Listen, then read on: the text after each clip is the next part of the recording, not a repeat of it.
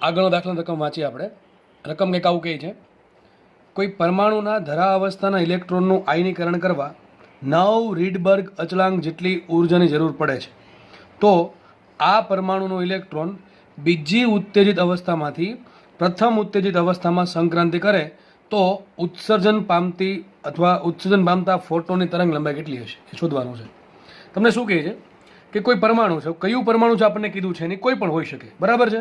એનો ધરા અવસ્થાનો ઇલેક્ટ્રોન છે, માનો કે લઈ લઈએ આપણે કે કોઈ ન્યુક્લિયસ છે, ન્યુક્લિયસ જે છે એનો પરમાણુ ક્રમાંક Z છે, બરાબર. તો જે પરમાણુ છે પરમાણુ ક્રમાંક Z છે, એનો પહેલી કક્ષાનું ઇલેક્ટ્રોન છે. ચલો આગળ વધીએ.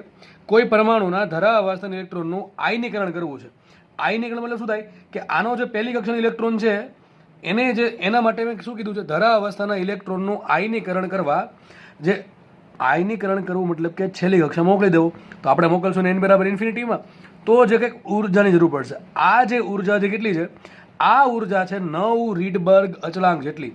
એક્ઝેક્ટલી એમ કહેવા માંગે છે કે ઉર્જાનું મૂલ્ય કેટલું છે, 9 રીડબર્ગ અચળાંકના સમતુલ્ય ઉર્જા જેટલું. ટૂંકમાં E = 9 ટાઈમ્સ R એવું આપણને આપેલું છે. ચલો આપણે આના પરથી કંઈક વસ્તુ મળશે. ચલો શું કહીએ,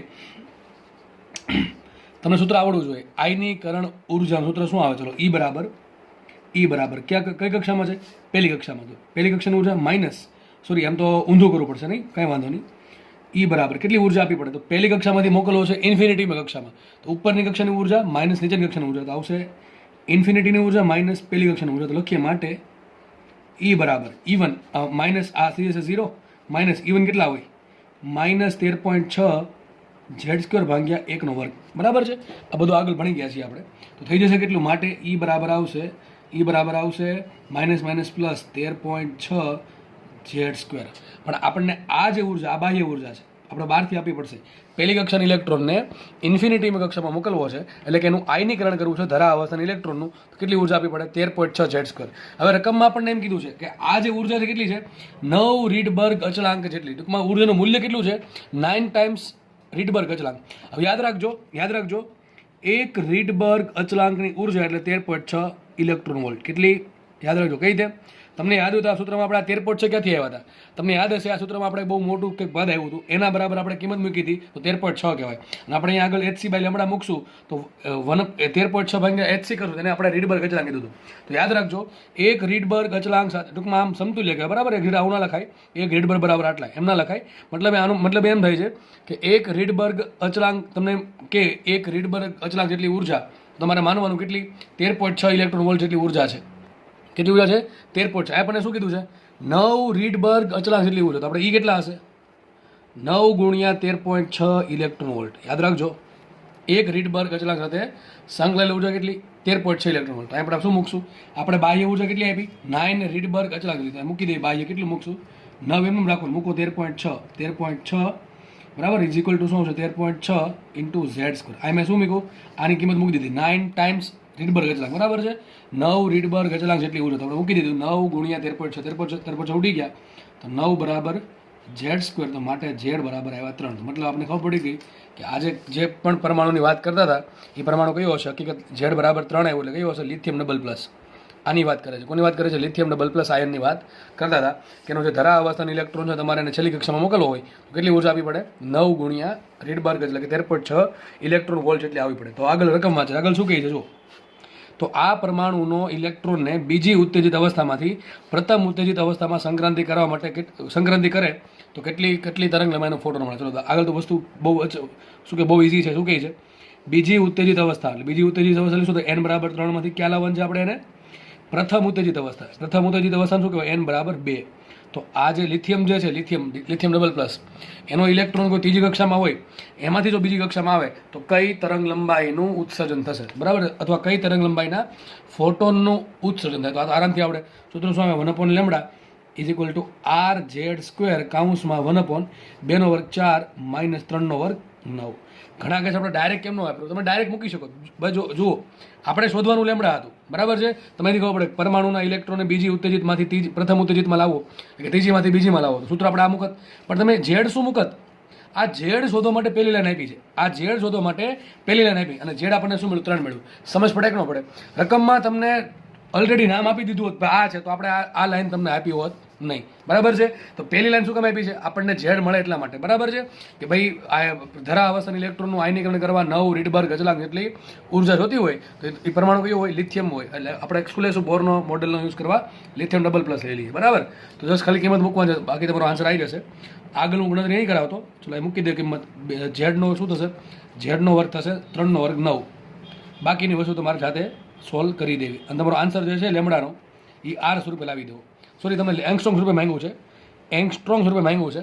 તો તમારે કામ કરવું પડશે, આનું સાદુરૂપ આપવાનું છે. સાદુરૂપ આપી, જો સાદુરૂપ આમ આપી દેજો, બરાબર છે. 1/λ ઇઝ ઇક્વલ ટુ 9R. અહીં 9 અહીંયા ગુણો, 4 અહીંયા ગુણો, તો 9 માંથી 5, સોરી 9 માં 4 એટલે 5 વધે. અને 9 ચોક 36 નહીં કરો, નામ કરો 9 × 4, બરાબર છે.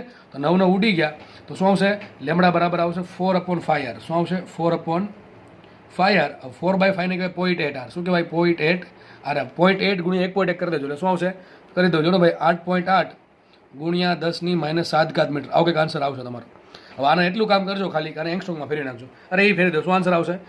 1000 વડે ગુણો 1000 વડે ભાંગો તો 8.8 ગુણ્યા 1000 શું થશે? 8800. તો આન્સર આવશે 8800 એંગસ્ટ્રોંગ. આ તમારો જવાબ, બરાબર. આગળ વધીએ આપણે દાખલો. જો બહુ ઇઝી દાખલા છે, જે આગળ વ્યવસ્થિત તમે ચેપ્ટર તમને વ્યવસ્થિત ભણ્યા હશો તો, બરાબર. બાકી તો બધું અઘરું લાગતું હશે. આગળ વધીએ આપણે. નેક્સ્ટ દાખલો જોઈએ આપણો. દાખલો બહુ ઇઝી છે અને મારા મતે તમારે દાખલો જાતે સોલ્વ કરવો જ જોઈએ, બરાબર છે. આ દાખલો તમને ફરજિયાત આવડવો જ જોઈશે.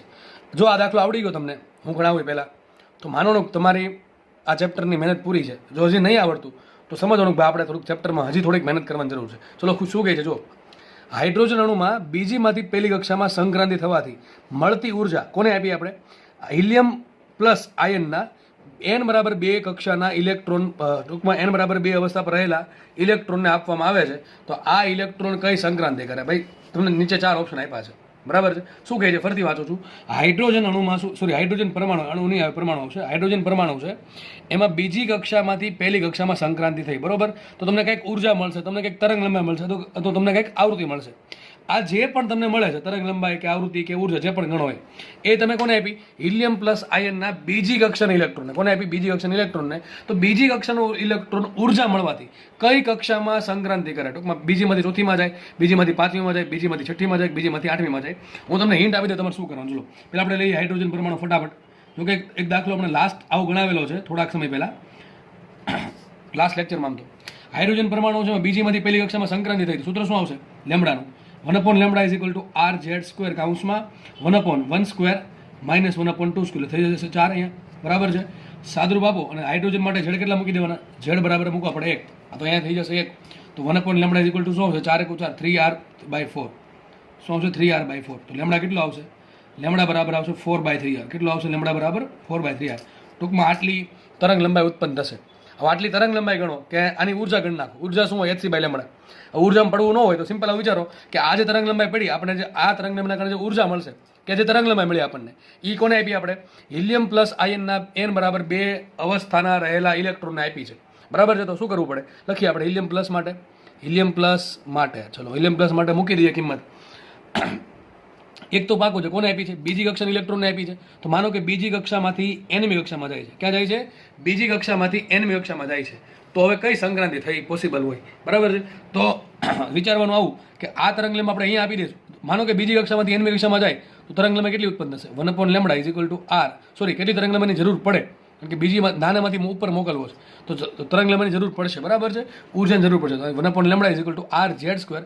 ઝેડ બરાબર હિલિયમ માટે શું આવશે? 2 આવશે, તો 2 નો વર્ગ કરી દઉં ડાયરેક્ટલી 4, બરાબર. 4 × કાઉન્સમાં 1/2 નો વર્ગ માઇનસ 1/n નો વર્ગ. ફટાફટ એટલા માટે ભગવું છું કારણ કે આ બધી વસ્તુ ભાઈ બહુ ઘણી વખત સમજાવી છે, બરાબર. એટલા માટે આ જે તરંગ લંબાઈ આપણે આપવી પડે અથવા આટલી ઉર્જા આપવી પડે, એ ક્યાંથી મળશે? અહીંથી મળશે. તો આપણે કામ કરીએ, 1/λ ઇઝ ઇક્વલ ટુ 3R/4 મૂકી દઈએ. તો મૂકી દો 3R/4 is equal two 4R. અને અહીંયા શું આવશે? 1/4 માઇનસ 1/n², બરાબર કે નહીં? તો એક કામ કરીએ હવે, એક તો RR ઉડી ગયા, 4 ને છેદમાં લાવો તો શું આવશે? અહીંયા 3/16 is equal two 1/4 minus 1/n². એક કામ કરો, અને 4 વડે ગુણો 4 વડે ભાગો તો શું થઈ જશે? આ 1/16 માઇનસ 1/n², બરાબર કે નહીં? આવું થશે કે નહીં? ઓકે, સોરી 4/16, 4 વડે ગુણ્યા 4 વડે ભાગ્યા. હવે આ પદને આમ લો, આ પદને આમ લો, માટે સાબિત શું થયું? 1/n² is equal two 4/16 minus 3/16, બરાબર કે નહીં? આ પદને આમ લેવું ને આને આમ લઈ ગયો તો 4 માંથી 3 1 વધે 1/16. તો 1/n² બરાબર શું આવ્યું? 1 ભાગ્યા 16 તો n બરાબર શું આવે 4 આવે. મતલબ શું આમ થાય કે ભાઈ હિલિયમ પ્લસના બીજા કક્ષાના ઇલેક્ટ્રોન પર તમે જો આ ઉર્જા આપો એને આપો તો એ ક્યાં જશે? ચોથી કક્ષામાં જશે. ક્યાં જશે? ચોથી કક્ષામાં. તો દાખલો એકદમ ભાઈ ઈઝી છે અને આવો દાખલો લાસ્ટ લેક્ચરમાં ભણાવ્યો હતો. આઈ થિંક લગભગ લિથિયમ વાળું કંઈક હતું, બરાબર છે કે આમાંથી આમાં જાય અને મળશે. બસ આટલી વસ્તુ તમને આવડી જાય. આ દાખલો તમે ઉર્જા પરથી સોલ્વ કરી શકો. બીજી કક્ષામાંથી પહેલી કક્ષામાં જાય તો કેટલી ઉર્જા મળે એ કઈ રીતે મળશે? E2 - E1 કરી દેવા પડે. આ ઉર્જા તમને મળશે. હવે આ ઉર્જા કોને આપવાની? હિલિયમ પ્લસને આપવાની. કોને આપવાની? હિલિયમ પ્લસને આપવાની. હવે માનો કે હિલિયમ પ્લસને ઉર્જા મળે છે તો બીજી કક્ષામાંથી ધારો કે nમી કક્ષામાં જાય છે તો સૂત્ર શું આવશે? આ ઉર્જા E બરાબર સૂત્ર શું આવે? બીજીમાંથી nમી માં સૂત્ર શું આવે? En - E2. આ જે કિંમત છે બરાબર એ મૂકી દેવાની તો તમારો આન્સર આવી જશે. સેમ આન્સર આવશે, બરાબર? કંઈ ફરક નહીં પડે. તો દાખલો તમે તરંગલંબાઈ પરથી પણ સોલ્વ કરી શકો અને ઉર્જા પરથી પણ સોલ્વ કરી શકો. આપણે નેક્સ્ટ દાખલો જોઈએ. દાખલા આવા છે ને ભાઈ ખાસ આવડી જવા જોઈએ, બરાબર? હવે તો ઘણા દાખલા આવા ગણાવ્યા છે એટલે આવડી જ જવા જોઈએ. અને ખાસ આ ટાઈપના દાખલા ઘણી વખત જીમાં પૂછતા હોય છે અને હવે તો લાગે છે કે નીટમાં પણ પૂછાશે, બરાબર? ઓકે, આપણે આગળ વધીએ. ચલો નેક્સ્ટ ક્વેશ્ચન પણ જાતે ટ્રાય કરો. રકમ વાંચી દઉં છું. લિથિયમ ડબલ પ્લસની ધરા અવસ્થામાં છે, બરાબર? ધરા અવસ્થામાં રહેલા ઇલેક્ટ્રોનને લેમડા તરંગ લંબાઈથી ઉર્જા આપવામાં આવે તો કુલ 6 વર્ણપટ રેખાઓ પોસિબલ થાય છે, બરાબર છે? શું કહે છે? હકીકત થયું એવું હોય કે તમે જેવી ધરા અવસ્થામાં ઇલેક્ટ્રોનને ઉર્જા આપી એટલે ક્યાં જશે? ઉપર જશે. અને જ્યારે ઉપરથી નીચે આવે ત્યારે કુલ 6 વર્ણપટ રેખા મળે છે. તો આપણે શું આપ્યા? વર્ણપટ રેખાની સંખ્યા. યાદ કરો, વર્ણપટ રેખાની સંખ્યા એટલે સૂત્ર શું મૂકવાનું? વિચારો, તરત ખબર પડી જવી જોઈએ. વર્ણપટ રેખાઓની સંખ્યા, વર્ણપટ રેખાઓની સંખ્યાનું સૂત્ર શું આવે? n × n - 1/2. તો શું આવશે? અહીંયા વર્ણપટ રેખાની 6 આપી, 6 n × n - 1/2, 6 દુ 12. તો 12 બરાબર n × n - 1. તો શું આવે? 4 તેરી 12. તો સીધી ખબર પડી જાય n બરાબર 4 છે. હવે તો તમને ખબર હશે કે n બરાબર 4 હોય તો 6 રેખા મળે, બરાબર? તો આપણે n બરાબર 4 મળ્યું. ટૂંકમાં આપણે ખબર પડી ગઈ કે લિથિયમનો ઇલેક્ટ્રોન ક્યાં ગયો હશે? ધરા અવસ્થામાંથી ચોથી કક્ષામાં ગયો હશે. આ કહેવા શું માંગે છે કે લિથિયમ ડબલ પ્લસ છે એનો ઇલેક્ટ્રોન ક્યાં હતો? ધરા અવસ્થામાં. ધરા અવસ્થા એટલે પહેલી કક્ષામાં હતો. ત્યાંથી ક્યાં ગયો હશે? ચોથી કક્ષામાં. ચોથી કક્ષામાં જાય તો જ 6 રેખા મળે. સમજ પડે? ત્રીજી કક્ષામાં ગયો કેટલી મળે? 3 × 2 ભાગ્યા 2, 3 રેખા મળે. પાંચમી કક્ષામાં ગયો કેટલી મળે? 10 રેખા મળે. સમજ પડે કે નહીં? પણ તમને ચોખ્ખું કીધું 6 રેખા ક્યારે મળતી હોય? જ્યારે પહેલી કક્ષામાંથી ચોથી કક્ષામાં ગયો હોય ત્યારે. તો પહેલી કક્ષામાંથી ચોથી કક્ષામાં જવા માટે કેટલી તરંગ લંબાઈની જરૂર પડે એ શોધવાનું છે, બરાબર? તો સૂત્રમાં શું મૂકીએ? 1/λ = RZ² કૌંસમાં 1/1² - 1/4² મૂકીએ કિંમત. 1/λ = R રાખો એમને. ઝેડ શું આવશે? લિથિયમ છે ને, લિથિયમ માટે મૂકો Z બરાબર 3/9² કૌંસમાં 1 - 1/16. આગળની ગણતરી જાતે કરવી અને આન્સર એંગસ્ટ્રોમમાં લાવો, બરાબર? શેમાં આન્સર લાવો? એંગસ્ટ્રોમમાં. બાકી તો બધું તમને આવડે જ છે, બરાબર? તો ખાસ આમાં ટૂંકમાં શું કીધું છે? રકમમાં તમને આ n પહેલી કક્ષામાંથી ચોથી કક્ષામાં જાય છે એમ નથી કીધું. n જગ્યાએ થોડુંક આડું અવળું કહીને એમ શું કીધું? 6 વર્ણપટ રેખા મળે. હવે આપણને n બરાબર 4 કે 6 વર્ણપટ રેખા મળે એમ કે આપણને કંઈ ફરક પડતો છે નહીં. આ લેવલ પર આવીને આપણને કોઈ ફરક પડતો નથી. ચલો આગળ વધીએ. આપણે આ દાખલાનો ગણતરી તમારે જાતે કરવાની રહેશે, બરાબર? આન્સર એંગસ્ટ્રોમમાં લાવો. હમણાં જે પ્રમાણે શીખવાડ્યું હતું એ પ્રમાણે, બરાબર? ઓકે, આપણે આગળ વધીએ. નેક્સ્ટ દાખલો જોઈએ.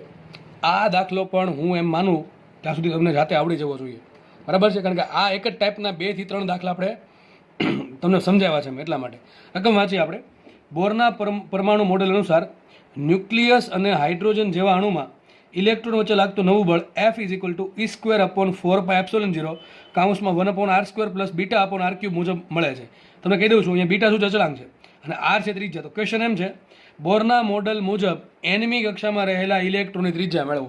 ટૂંકમાં આપણે જે બોરનું મોડેલ ધાર્યું હતું, બરાબર છે, એ જ અનુસાર અહીંયા તમને બળ અલગથી આપ્યું છે, બરાબર છે? અને આવો દાખલો દાખલો લાસ્ટ લેક્ચરમાં ગણાવ્યો છે કે ભાઈ બળ કે K/R એવું કંઈક હતું, બરાબર? મેં તમને ત્યારે કીધું શું કરવાનું. હવે હું આમાં ડિટેલમાં નહીં કહું કારણ કે હવે ઘણી વખત કહી દીધું છે. તમારે શું કરવાનું? તમને જે પણ બળ આપ્યું છે F એને કોણ જોડે સરખાઈ દેવાનું? કેન્દ્રગામી બળ સાથે mv² / r સાથે. હું પેલી ડાયાગ્રામ દોરતો નથી, ઓલરેડી ઘણી વખત દોરી દીધો છે. સરખાઈ દેવાનું. ચલો આપણે આગળ વધીએ. તો જુઓ સૂત્ર શું આવશે? જો E²/4πε0 કૌંસમાં છે 1/r² + β/r³. જેવું આપે આપણને, નાનું આપે મોટું આપે, આપણે કાંઈ ગભરાયા વગર મૂકી દેવાનું. અહીંયા બળ તમને K/R આપે, K/r² આપે કે આવું મોટું પદ આપે, આપણને કાંઈ લેવા દેવા છે નહીં. ઓપ્શન એ પ્રમાણે જશે, બરાબર? મોટા. તો સામે શું આવશે? mv²/r. આ થઈ ગયું. હવે તમને ખબર છે તમારું શોધવાનું છે હાઇડ્રોજનની nમી કક્ષામાં રહેલે ખાલી શું માંગે? ત્રિજ્યા જ માંગી. બાકી આમાં તમે ઘણું બધું માંગી શકે કે ભાઈ વેગ શોધો, ગતિ શોધો, આપણને જે પણ માંગે આપણને બધું આવડે છે, બરાબર? ખાલી આ મેન સ્ટેપ આ, બરાબર? ઓકે, ચલો હવે શું કરશું? જો એક કામ કરી શકીએ આપણે. અહીંયા છેદમાં r² છે, છેદમાં r³ છે. બેમાંથી આર સ્ક્વેર કોમન નીકળી શકે, બરાબર. તો બેમાંથી આર સ્ક્વેર કોમન કાઢું છું અને આર સ્ક્વેર કોમન કાઢશો અહીંયા તો અહીંયા આર સ્ક્વેર આવશે, અહીંયા આર આવશે. એક કામ કરો, અહીંથી કોમન આર સ્ક્વેર નીકળશે અને આર સ્ક્વેરને અહીંયા જવા દઉં છું, બરાબર ને. અહીંયા જશે ને, ઉપર આર સ્ક્વેર નીચે આર, તો શું વધે? નીચે હજી ઉપર એક આર વધે. અથવા સિમ્પલ આમ કરું છું, હું શું કરું, એક આર ઉડાડી દઉં તો અહીંયા શું વધશે? સ્ક્વેર અપોન 4πε0 ઇન્ટુ આર, બરાબર કે નહીં. આર અહીંયા આવી ગયો, અહીં કોમન આર સ્ક્વેર નીકળે તો અહીંયા આર વધશે. અહીં શું આવશે? 1 પ્લસ બીટા અપોન આર. આપણને શું મળ્યું? આપણને મળ્યું એમવી સ્ક્વેર. શું મળે છે? MV square. બરાબર, બધાને ખબર પડી ગઈ છે હું શું કહું છું એ. ફરીથી કીધું તમને શું કીધું મેં, જસ્ટ સાદું આપ્યું છે. અહીંયા છેદમાં આર સ્ક્વેર છે, અહીંયા છેદમાં આર ક્યુબ છે. બેમાંથી હું આર સ્ક્વેર કોમન કરીને એ લખું નાખું આર સ્ક્વેર, અને આ આર અહીંયા લે તો ઉપર શું આવશે? આર. નીચે આવશે આર સ્ક્વેર, તો હજી આર વધે. બરાબર. આપણે કામ કરીએ વી સ્ક્વેર ને કરતા બને તો સાબિત શું થયું? વી સ્ક્વેર બરાબર શું આવશે? ટૂંકમાં એમ છેદમાં આવશે, બીજું કંઈ થશે એ તો આપણે મૂકી દઈએ. સ્ક્વેર અપોન 4πε0 ઇન્ટુ સ્મોલ એમ ઇન્ટુ શું આવશે? આર ઇન્ટુ ગુણાકારમાં 1 પ્લસ બીટા અપોન આર. બરાબર. એક આવું કંઈક પદ મળ્યું આપણને. હવે સર શું કરવાનું? હું તમને પ્રશ્ન પૂછું, શું અહીંયા વી સ્ક્વેર, વી છે અચળ છે? ના, અચળ નથી. પણ મેં તમને કીધેલું છે કે આના પછી નેક્સ્ટ સ્ટેપ શું? જેવો તમને વી મળી ગયો કે ગતિ ઉર્જા મળી ગઈ કે વી સ્ક્વેર મળી ગયું, પછી તમારે શું કરવાનું? ડાયરેક્ટલી ક્યાં જવાનું? જો આપણે શોધવાનું છે એન ના વન, આપણે શું લાવવાનું છે? એન લાવવાનું છે. એન સમીકરણમાં એન ક્યારે આવે? તો એક જ આપણને વસ્તુ હેલ્પ કરી શકે. અને તમને મગજમાં આવી ગઈ છે, હું શેની વાત કરું છું? કોણીય વેગમાન એલની. કોની વાત કરું છું? એલની. તો એલ બરાબર શું હોય? એલ બરાબર હોય NH અપોન 2π. આપણી પાસે એક જ એવું સૂત્ર છે કે જે એન અને આર ને ભેગા કરે, કે જે એન અને વી ને ભેગા કરે છે. સૂત્ર કયું? એલ બરાબર NH અપોન 2π બરાબર MVR. એક કામ કરો આમ તો કે અહીંથી વી ને કરતા બનાવો તો વી બરાબર શું આવશે? વી બરાબર આવશે, કેમ? કારણ કે મારે આર શોધવું છે ને એટલા માટે અહીં વી સ્ક્વેર કાઢવો પડશે. વી સ્ક્વેર નીકળી જાય તો આપણો આર મળી જાય, અને એની જગ્યાએ એના હોવો જોઈએ, બરાબર. તો એક વી બરાબર શું આવશે? તો NH અપોન 2π MV, બરાબર ને. NH upon 2π MR, sorry, NH upon 2π MR. તો મૂકીએ 2π ઇન્ટુ MR, કરો એનો સ્ક્વેર, તો શું આવશે? V square is equal to N square H square upon 4π square M square R square. આવું થશે કે નહીં થાય? બરાબર, આવું થઈ જશે. કંઈ નહીં, આપણે મૂકી દઈએ આખું વી સ્ક્વેર બરાબર. તો આખું પદ છે ને અહીંયા મૂકી દઉં છું. આ આખું પદ જે છે N square upon 4π square M square R square, બરાબર છે. એ આખું પદ અહીંયા મૂકી દઉં છું આની જગ્યાએ. તો શું આવશે? અહીંયા આવશે N square H square upon 4π square M square R square, બરાબર. અહીંયા શું આવ્યું? સ્ક્વેરના છેદમાં 4πε0 ઇન્ટુ M ઇન્ટુ R કાઉન્સમાં 1 પ્લસ બીટા બાય આર. આવું કંઈક પદ આપણને મળ્યું, બરાબર. આવું કંઈક પદ આપણને મળશે. હવે વિચારો, જો શું કરીએ? આપણે આર શોધવાનો છે, તો આ આર સ્ક્વેર અહીંયા લઈ જાઓ. ધ્યાનથી સમજો, આ આર સ્ક્વેર અહીંયા લઈ જાઉં છું. પહેલાં જો અહીંથી શું ઉડી ગયું? આ ચાર ઉડી ગયા. આ 4 ગયા, અહીંયા 4 ગયા. બાકી શું ઉડે છે? અહીંયા એમ સ્ક્વેર છે, અહીંયા એમ છે, એટલે એક એમ અહીંયા વધશે. અહીંયા પાઈ સ્ક્વેર છે, અહીંયા પાઈ સ્ક્વેર છે, અહીંયા પાઈ છે, હજી એક પાઈ અહીંયા વધશે, બરાબર છે. અને વિચારો, આ આર સ્ક્વેર અહીંયા લઈ જાઉં છું તો શું વધશે? અહીંયા શું આવશે? આખું એ સ્ક્વેર નીચે લઈ જાઉં તો કંઈક આવું પદ મળશે મને. N સ્ક્વેર H સ્ક્વેર એમને રાખો, છેદમાં શું આવશે? 4 ઉડી ગયા, એક પાય વધશે, અહીંયા એક પાય વધશે, બાય નહીં હો ભાઈ, પાય, બરાબર. એક એમ સ્ક્વેર ને એમ, તો એક એમ વધશે. ઓકે, ચલો આટલું વધ્યું. સ્ક્વેર આવશે છેદમાં, સ્ક્વેર છેદમાં લઈ દીધો, બરાબર. 4નો વેટ પૂરો, આનો વેટ પૂરો. ઓકે, ચલો આગળ વધીએ. અને આર સ્ક્વેર લઈ જાઉં છું અહીંયા, તો આર સ્ક્વેર અહીંયા આવ્યા, ઉપર આર સ્ક્વેર, નીચે આર, તો જે આર વધે કાઉન્સમાં 1 પ્લસ બીટા ભાગ્યા આર. બરાબર થયું કે ન થયું? હવે કામ કરો, આ આર અહીંયા ગુણ નાખો તો શું આવશે? આ અહીંયા આવશે N square H square upon pi M square is equal two શું આવશે? આર અહીંયા ગુણો આર પ્લસ આ પ્લસ શું આવશે? R beta upon R. તો શું આવશે? બીટા વધશે કે ન વધે?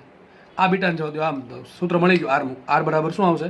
આર બરાબર આવશે N square H square upon pi M square minus beta. આ તમારો જવાબ. ગમે એવો મોટો જવાબ હોય, આપણને કાંઈ ફરક પડતો છે નહીં, બરાબર છે. તો મેં ગણતરી વ્યવસ્થિત ગણતરી કરી છે, બરાબર. કદાચ એમાં કંઈક ભૂલ કદાચ રહી ગયું, કદાચ બરાબર, તો સુધાર નાખે તમારે. કારણ કે કદાચ ઘણી વખત માનો કંઈક ઘણા કહેશે પછી એમ ગુણવાનું રહી ગયું. ટૂંકમાં એવું જે બેઝિક વસ્તુ છે તમે જાતે સોલ્વ કરી નાખજો, બરાબર. બાકી એમ તો મારે સોલ્વ કરાવવું જ ના જોઈએ, તમે જાતે જ આપવું જોઈએ. છતાં પણ ચલો કરી દઉં તમને, બરાબર. તો કંઈક આવો કંઈક તમને ટૂંકમાં આન્સર મળશે. ઓકે, તો ટૂંકમાં ભવિષ્યમાં આવો ગમે એવો દાખલો પૂછે, આપણને લોચો પડવો જોઈએ નહીં, આપણને દાખલો આવડી જવો જોઈએ કોઈ બી હિસાબે. આગળ વધીએ આપણે. નેક્સ્ટ રકમ વાંચીએ આપણે. દાખલો બહુ સારો દાખલો છે, પણ બહુ ઇઝી દાખલો છે. જેને આ ચેપ્ટર વ્યવસ્થિત સમજવું છે, એક વસ્તુ ગોખી નથી, એને આ દાખલો ડેફિનેટલી આવડી જશે. ધ્યાનથી સમજો, બરાબર છે શું કહે છે. અને ખાસ ઘણા લોકો છે ને રકમ વાંચ્યા વગર જ આમ આડેધડ ઉતાવળમાં વાંચીને દાખલો ગણવાનો પ્રયત્ન કરે. રકમમાં જે શબ્દો આપ્યા એ સમજ ના પડતી હોય, સમજવાનો પ્રયત્ન ના કરે, પછી એમ કે સર દાખલા આવડતા નથી. ટૂંકમાં આનું કારણ હોઈ શકે. ઉતાવળ નહીં, શાંતિથી સમજો, આગળ જે ભણ્યા છો એના આધારિત જ દાખલા હશે, પણ તમને સમજ પડવી જોઈએ. બરાબર છે? શું કહે? ચલો રકમ વાંચીએ આપણે. શું કહે છે જુઓ, હાઇડ્રોજન પરમાણુની એનમી કક્ષામાં રહેલા ઇલેક્ટ્રોનની દ બ્રોગલી તરંગ લંબાઈ લેમડા. ચલો આપણે આટલું જ વાંચીએ પહેલા. મને શું કીધું પહેલી લીટીમાં કે હાઇડ્રોજન પરમાણુ, ચોખ્ખું કહી દીધું હાઇડ્રોજન પરમાણુ એની એનમી કક્ષામાં રહેલા ઇલેક્ટ્રોનની દ બ્રોગલી તરંગ લંબાઈ લેમડા એન છે. હવે આ લીટી વાંચી તરત જ તમને પેલી લાઇટ થવી જોઈએ. શું કે ઇલેક્ટ્રોનની દ બ્રોગલી તરંગ લંબાઈની વાત આવે, સૂત્ર કયું મૂકવાનું? સૂત્ર તમને કીધું યાદ કરો, કયું મૂકવાનું? પરિઘ બરાબર, શું કીધું તું? પરિઘ બરાબર એન લેમડા. યાદ કરો પરિઘ બરાબર શું હતું? N lambda. બરાબર છે? આ હું અલગ પેજમાં ગણું છું કે દાખલો મોટો છે એટલા માટે. આટલી જગ્યામાં સમાય એમ છે અને આટલી જગ્યામાં દાખલો નહીં સમાય, એટલા માટે અલગ પેજમાં ગણું છું.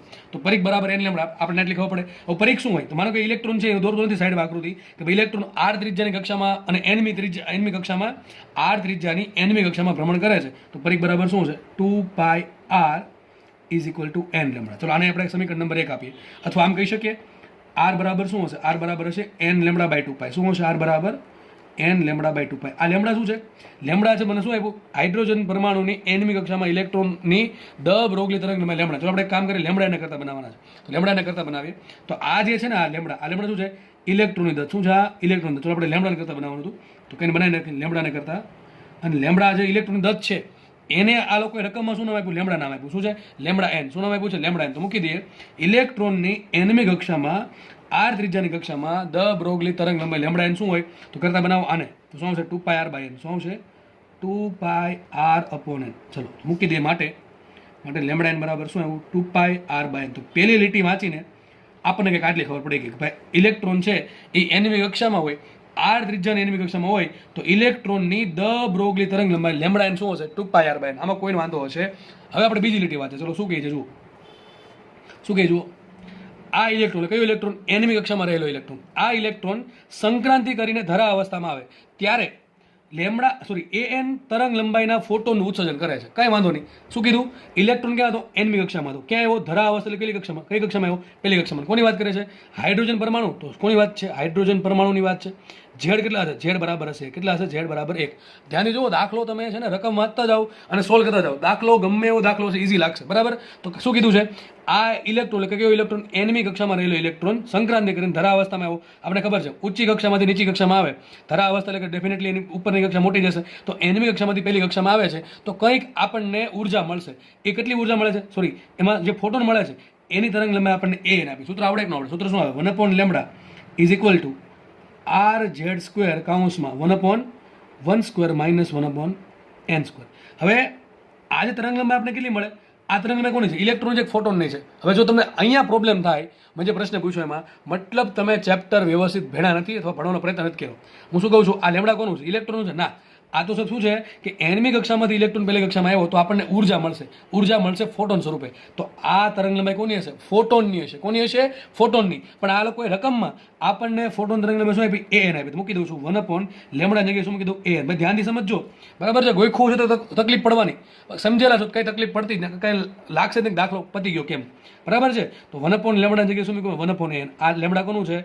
આ ફોટોનનું છે. ક્યારે ફોટોનનું મળે? સંક્રાંતિ થાય ને તો. અને આ કોની તરંગ લંબાઈ છે? ઇલેક્ટ્રોનની. આ ઇલેક્ટ્રોન તરંગ લંબાઈ ક્યાં છે? કક્ષામાં છે. ઇલેક્ટ્રોન સંક્રાંતિ ના કરે, એમને પોતાની કક્ષામાં હોય તો એની પાસે શું હોય? દ બ્રોગલી તરંગ લંબાઈ. કારણ કે ઇલેક્ટ્રોન પાસે પોતાનું વેગમાન છે. તો લેમડા બરાબર h/p નો આપણે યુઝ કરીને આપણે તરંગ લંબાઈ આટલી છે. બરાબર? ફોટોની તરંગ લંબાઈ આપણને આપી an. મૂકીએ કિંમત તો r રાખો એમને. ઝેડ મૂકી દો 1/2 કાઉન્સમાં 1 માઇનસ 1/n². બરાબર થઈ ગયું આટલું? આપણે એક કામ કરવાનું છે. તો ક્વેશ્ચન શું છે? ફોટોનનું તરંગ લંબાઈના ફોટોનનું ઉત્સર્જન કરે. ચલો આપણે આટલું સોલ્વ કરી નાખ્યું. તરંગ લંબાઈ કેટલી હશે? an બરાબર કંઈક સમથિંગ હશે. તો ક્વેશ્ચન એમ છે a અને b અચળાંક છે. a અને b શું છે? ઓપ્શનમાં તમને a અને b આપ્યા છે. મેં તમને 4 ઓપ્શન પણ અહીં આપેલા છે જેથી આપણે ખબર પડે દાખલો શું કરવાનું છે. a અને b અચળાંક છે તો અને n ની ઘણી કિંમત, આ જરૂરી કન્ડિશન, n ની કિંમત ઘણી મોટી હોય તો ટૂંકમાં શું કહે છે? a અને b અચળાંક છે ને n ની છે, આપણે n મળ્યા ને n છે એ બહુ મોટી સંખ્યા છે. તો શું તમને 4 ઓપ્શન આપ્યા છે. an બરાબર કેટલા? તો ટૂંકમાં તમારે જો an નો અને લેમડા નો સંબંધ જોઈએ છે. એ એન અને લેમડા એનનો કયો સંબંધ 4 ઓપ્શનમાંથી સાચો છે આપણે શોધવાનું છે. ચલો કંઈ નહીં, તો મારે હવે ભેગા કરવાનું છે એ એન અને લેમડા એનને. શું કરવાનું છે? ઓપ્શન જોઈને ખબર પડે. હવે આગળ શું કરવું? રકમ પતી ગઈ. રકમ આપણને કાંઈ કહેતી નથી. હવે આપણે શું કરવું? કોણ કહેશે? મને 4 ઓપ્શન કહે છે. તો 4 ઓપ્શનમાં દેખાય છે મને એ એન અને લેમડા એનનો સંબંધ માંગ્યો છે અલગ અલગ. કંઈ નહીં, આપણે એ એન અને લેમડા એનને ભેગા કરીએ. એના માટે પહેલાં કામ કરીએ, સાદું રૂપ અહીંયા આપે. જો હવે ધ્યાનથી સમજો, બાકી ઉપર થઈ જશે. હવે આમ બુદ્ધિ ચલાવવાની કે ભાઈ એ એન અને લેમડા એન બેન ભેગી કરી એક જ વસ્તુ છે એન. આમાં એન આવે છે ને આમાં એન આવે, આમાં એન આવે ને આમાં એન આવે. હવે પહેલાં મારે જો ઓપ્શન જુઓ, 4 ઓપ્શનમાં મને કરતા કોને બનાવવાનું છે? એ એન ઉપર છે. પણ આપણને જે પદ મેળવ્યું છે એમાં શું છે? 1/an છે. બરાબર, આને પહેલાં લખી દઉં એવું છે. શું લખાશે આને? આ પ્રમાણે લખાશે. એને નીચે લખું માટે 1/an ઇઝ ઇક્વલ ટુ અહીં થઈ જશે આર કાઉન્સમાં 1 - 1/n². બરાબર કે નહીં? આ રીતે થઈ જશે. આને આખું ઉલટું કરી નાખું. શું કરી નાખું? આનું ઉલટું તો થઈ જશે માટે લખાશે આ પ્રમાણે એ એન બરાબર 1/, આખું આવશે કે ને? અરે ભાઈ આને આમ લો, આને આમ લાવો કે ખબર ન પડે. તો 1/, આર કાઉન્સમાં 1 - 1/n². બરાબર, આવું થઈ જશે. હવે આ સ્ટેપને જો ધ્યાનથી સમજો ભાઈ, ખાસ મેથ્સવાળા, બરાબર છે. આ પદને આમ લખાશે, કારણ કે દાખલો જીમાં દાવા પૂછે છે મોસ્ટલી. એન બરાબર આખું પદ ઉપર શું લખા? આમ લખાય ને આર કાઉન્સમાં 1 - 1/n². જે લોકોને ડાયરેક્ટ અહીંથી આ ડાયરેક્ટ આ સ્ટેપ લખતા આવડે એના બે વચ્ચેના સ્ટેપ લખવાની જરૂર છે નહીં. બરાબર, ડાયરેક્ટ આવતું હોય સીધી વાત છે ભાઈ. એ 1/an બરાબર આટલું છે તો એન બરાબર શું? આખે આની -1 આવી જશે. હવે એક કામ કરીએ, રકમમાં એક બહુ મહત્વની લાઈન આપી. કઈ જુઓ, એનની કિંમત ઘણી મોટી છે. હવે તમને ખબર છે, મેં તમને દ્વિપદી પ્રમેય શીખવાડેલો છે. બરાબર છે કે તમને આવું શીખવાડ્યું હતું કે માનો કે 1 + ax આવું પદ છે, ઉપર માઇનસ ઘાત છે -1. બરાબર, આપણે ઘાત લઈ લઈએ, માનો કે -1 ઘાત છે. અને આપણને ખબર છે કે એકની સરખામણીમાં આ જે એક્સની કિંમત છે ને બહુ નાની છે. એકની સરખામણીમાં એક્સની કિંમત બહુ જ નાની હોય તો શું કરવાનું? આ ઘાત આગળ મૂકી દેવાનું. એક્ઝેક્ટલી આમાં ઘણા બધા પદ આવે પાછળ. બરાબર છે, ફેક્ટોરિયલના પદ ઘણા બધા આવશે, પણ એ બધા પદ આપણે અવગણવાના છે, કારણ કે એની કિંમત નાની થતી જશે. એટલા માટે આના બરાબર આમ લખાય. પણ ક્યારે તમને ખબર હોય એકની બાજુમાં જે પણ સંખ્યા છે ને બહુ નાની હોય તો જુઓ આપણું એવું જ કંઈક પદ છે 1 - 1/n². હવે એન કેવા છે? એન ઘણા મોટા, એટલે ટૂંકમાં n ટેન્સ ટુ ઇન્ફિનિટી છે. તો મને એમ કહો એન ઘણા મોટા હોય તો એનનો વર્ગ ઘણો મોટો હશે, એનનો વર્ગ ઘણો મોટો હશે. પણ 1/n², તો 1/n², જો વિચારો n² બહુ મોટા છે, પણ 1/n² કેવા હશે? બહુ જ નાના. તો એકની સરખામણીમાં બાજુમાં જે પણ સંખ્યા છે, બાજુમાં જે પણ પદ છે ઘણું નાનું છે. આપણે શું કરીશું? દ્વિપદી પ્રમેયનો ઉપયોગ કરીને આ માઇનસ ઘાત જશે મૂકી દઉં. શું લખાશે? માટે લખાશે એ એન બરાબર આર કાઉન્સમાં 1 એમ રાખવાનું. આ માઇનસ ઇન્ટુ માઇનસ થઈ જશે +1/n². બસ આ જરૂરી સ્ટેપ છે ખાસ જીવાળા લોકો માટે. આ હતું દ્વિપદી પ્રમેય, બાયનોમિયલ થિયરમ. બરાબર છે, દ્વિપદી પ્રમેય. તો ધોરણ 11માં ભણ્યા છો. તો બસ તમને સમીકરણ મળી ગયું છે. હવે શું કરવાનું? ચલો આરને અંદર ગુણ દો તો શું આવશે? માટે એ એન બરાબર આર પ્લસ r/n². હવે n² નથી મૂકશો તમે. n² ની કિંમત ક્યાંથી મૂકશો? અહીંથી જો દેખાય છે, અહીંથી. બરાબર, તો લેમડા એન બરાબર શું છે? 2πr/n છે ને. તો જસ્ટ વિચારો, અહીં n બરાબર શું લખાય? n બરાબર લખાય 2πr/λn. શું લખાય? 2πr/λn. તો મૂકી દો કિંમત. ચલો શું આવશે? અહીંયા આર રાખો એમને, આર રાખો એમને. n² બરાબર શું આવશે? 4π²r². 4π²r²/n² જશે કે ન જાય? સોરી, શું જશે? લેમડા એન શું જશે? બરાબર કે નહીં? n બરાબર શું મૂક્યા મેં? n ની કિંમત અહીંથી n બરાબર શું? 2πr/λn લખાય. બરોબર છે, તો n નો વર્ગ શું લખાય? 4π²r²/λn². લેમડા n² આવશે. તો સાબિત જો આ એ તમે જુઓ કંઈક આવું પદ મેળવો આપણને. n બરાબર r plus r/4π²r² into lambda n². આવું કંઈક મેળવું કે નહીં? બરાબર છે. એટલું સાદું આપણે જે આપ્યું બધાને ખબર પડી છે. અને મારા મતે હજુ એક આપણે ભૂલ કરી છે. તમને ખબર પડી જાય કઈ ભૂલ કરી છે? અહીંયા આપણે આખું એન ઉલટાવ્યું. બરાબર, એન ઉલટાવ્યું તો r ને -1 ઘાત આને લાગુ પડે. બરાબર, તો r ની માઇનસ હકીકત 1/r આવે. શું આવે? 1/r આવશે. r ટૂંકમાં છેદ આવશે, બીજું કાંઈ ફરક નહીં પડે. અહીંયા 1/r આવશે ને અહીંયા આવશે છેદમાં. હવે ગણતરી હું બાજુમાં પેજમાં કરું છું. ફરતે કહી દઉં શું કર્યું મેં ભૂલ. બરાબર છે. હવે તમે આખું આ ઉલટાવો છો તો r છેદમાં આવે કે ઉપર આવે? r છેદમાં આવે. હકીકત શું થઈ જશે? an બરાબર 1/r. એટલે એવું લાગે તો લખી દઉં છું. તમારે પદ આવું મળશે, આવું પદ મળશે. an બરાબર 1/n બરાબર આટલું. n બરાબર શું હશે? n બરાબર આવશે 1/r કાઉન્સમાં 1 - 1/n² ની -1. બરાબર, આવું હતું. ઉપર મેં ફટાફટ ઉતાવળમાં ઉપર r લખ્યું હતું. કંઈ ફરક નહીં પડે એનાથી બહુ. ચલો આપણે મેન સમીકરણ શું મળ્યું છેલ્લે? આવું મળ્યું. an બરાબર 1/r પ્લસ છેલ્લે શું હતું? આર છેદમાં હતું 1/r into 4π² r² lambda N square. હવે મળ્યું હતું કે નહીં? પણ જે આપણે પાસે આર છે, આરને કાઢવો પડે. અથવા તમારે જો આ ટાઈપની ગણતરી ન કરવી હોય અને માનો કે તમે અહીંથી આગળ વધવા માંગો છો તોય ચાલે. અહીંથી કહી દે, જો અહીંથી કહી દે ફરતી કહી દો તમને. આમાં હજી ન જોવું તો પણ ચાલશે. જો બરાબર, આમ તો આપણી પાસે પદ હતું એન બરાબર 1/r plus 1/r n². Okay, બરાબર, આવું પદ હતું કે નહીં? છેલ્લા આપણને આવું મળ્યું હતું. ઓકે, હવે આપણે એમાં શું કર્યું? એન બરાબર શું મૂક્યું આપણે? એન બરાબર હતું 2πr/λ. શું હતું? એન બરાબર, એ સાઈડમાં લખી દઉં છું. એન બરાબર આપણને શું મળ્યું? 2πr/λ. હજી એક તમને વસ્તુ કહું, આર બરાબર શું હોય પાછું? કારણ કે આપણે રકમમાં આ ઓપ્શનમાં આપણે આર ના રાખી છે, કારણ કે આર અચળ નથી એટલા માટે. આર બરાબર શું હોય? n²h²ε0 છેદમાં πmz². ઓકે, આગળ વધીએ તો જો અહીંયા એક કામ કરું, હું શું કરું છું, આ આરની કિંમત અહીંયા મૂકી દઉં. આ આરની કિંમત અહીંયા મૂકી દઉં તો શું આવશે? એન બરાબર 2π/λn ઇન્ટુ આર બરાબર શું મૂકી દઉં છું? n²h²ε0 છેદમાં πmz². આવું મોટું પદ આપણને મળ્યું. કંઈ વાંધો નહીં. તો જુઓ, અહીંયા n² છે, અહીંયા n છે, આ લેમડાનું આખું આ પદ અહીંયા લાવી દઉં તો શું આવશે વિચારો? આ પાઈ ઉડી ગયા, આ પાઈ ઉડી ગયા, બરાબર છે. બાકીનું કંઈ લગભગ ઉડતું છે એવું લાગતું છે નહીં. આ લેમડા એન અહીંયા લાવી દઉં તો લેમડા એન બરાબર શું આવશે? અથવા આ એનના કરતાં બનાવતું એન બરાબર શું આવશે? એન બરાબર અહીંયા એન છે, અહીંયા n² છે, બરાબર, તો અહીંયા એન વધશે. Lambda N into M z²/2 into h²ε0. આવું કંઈક આખું પદ વધશે. ભાઈ અહીંયા પ્યોર મેથેમેટિક્સ છે, બરાબર. જે લોકોને મેથ્સ ફાવતું છે થોડુંક પણ એને ખબર પડતી કે હું શું કરું છું. જે લોકોને મેથ્સ પહેલેથી કાચું છે ને કદાચ થોડીક તકલીફ પડે, બરાબર છે, સમજો. ફરતી કીધું હું શું કર્યું મેં. છેલ્લે આ પદ હતું, એનું આપણે આખું ઉલટું કર્યું. આવું પદ મળી ગયું, બરાબર. એન બરાબર 1/r કૌંસમાં 1+ કેમ થઈ ગયા? કારણ કે દ્વિપદી પ્રમેયનો ઉપયોગ કર્યો.